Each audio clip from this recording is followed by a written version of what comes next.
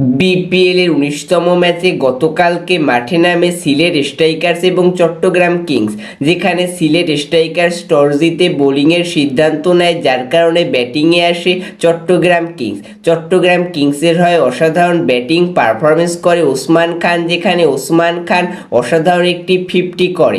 এরপর ওসমান খান আউট হয়ে যাওয়ার পর ক্লার্ক তার তাণ্ডব চালায়, যেখানে ক্লার্ক 60 রান করে।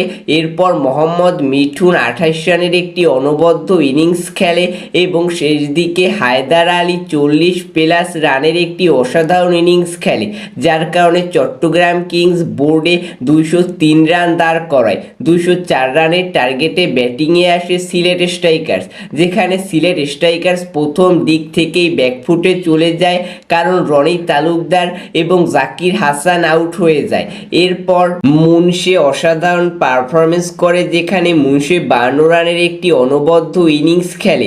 এরপর শেষ দিকে জাকির আলী অনেক অসাধারণ একটি তাণ্ডব চালিয়েও দলকে জেতাতে পারে না, যেখানে জাকির আলী অনেক 47 রান করে এবং তার দল সিলেট স্ট্রাইকার্স 20 ওভার শেষে 173 রান করে, যার কারণে চট্টগ্রাম কিংস 30 রানের বড় ব্যবধানে ম্যাচটি জয়লাভ করে এবং সিলেট স্ট্রাইকার্স ম্যাচটি হেরে যায়।